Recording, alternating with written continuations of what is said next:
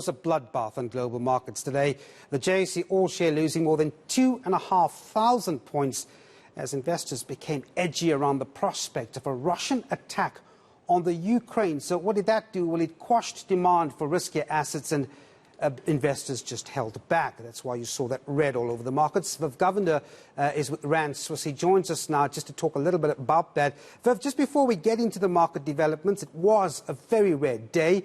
A quick one on Steinhoff. Settlements have been approved, but many would say a long way to go before we get full accountability. And if you look at the South African landscape, it's not just Steinhoff, is it? Yes, most certainly not. We've also had issues with things like Tongaat and even more recently Dimension Data around issues where, management of a company are acting in ways which don't serve the interests of the shareholders or maybe perhaps even are fraudulent. With regards to Steinhoff, true justice, true accountability won't come from, a case that, talks about money. It'll come from a case that talks about, prison sentences, quite frankly. There are people involved in this particular situation that should serve time in prison, not just pay a fine and not just be, losing some of their shareholding value. And that is the only way we would see justice, I think, occur in this case. Unfortunately, in South Africa, the wheels of justice turn quite slowly. But if you are concerned about South Africa, remember, in the US, there's a huge case happening right now that just, I think, finished with the Theranos, where we saw a case of Elizabeth Holmes basically having a fraudulent, biomedical testing company. It was $11 billion or something or like that was valued at. Some very, very famous, very, very powerful people, including people like some of the major, political and some of the major commercial figures in the US were involved in that or taken for a ride. And that, again, took many years to come into an actual criminal case being decided on. Mm-hmm. And then just back to the markets for some heavy losses today globally. I mean, I would imagine it's more than just the Russian and Ukraine issue here. What else is weighing on the markets? Because that was about 2,500 points down on the JSE.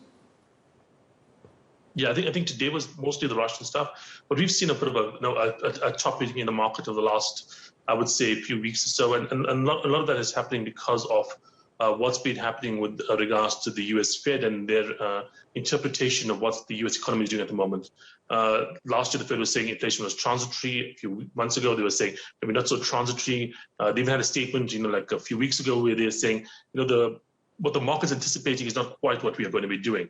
Pretty much saying that, we're going to be more hawkish than anticipated. And more recently, however, we've had some economic data coming through that shows maybe the US economy is not doing as well as people had thought. We had some retail sales numbers coming out. We had some numbers from places like Germany coming out that were saying those economies weren't doing as well as anticipated as well. And all this means that the FOMC is going to be meeting this week, and they're going to have to decide, are they going to be more aggressive? Are they going to let things go as they are? I suspect, they don't have a real feel, and nobody does, quite frankly, of what the US economy is doing right now, and that unfortunately means that any action is not going to be likely to be the proper action in the current environment. All right, and then very briefly before I let you go, the Rand also giving up some gains today, but we are in a position with this local currency that wasn't or is not as bad as we saw a couple of weeks ago. So, we were reaching 16, a little while ago. And, this morning we got close to 15. Now we're about 15, 20, 15, 30 around that last time I checked. So we are a bit stronger than we were, just a little while back. Unfortunately, we're a risk, viewed as a risky asset in the world environment.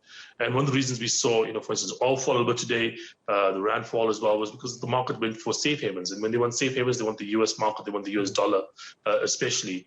And when you want the US dollar, you're obviously going to get rid of some rands, and that's one of the reasons the rand got weaker. But overall, I think the most recent trend has been towards strengthening of the rand. Well, we'll leave it there. Govender from Rand Swiss, thanks very much indeed for talking to us.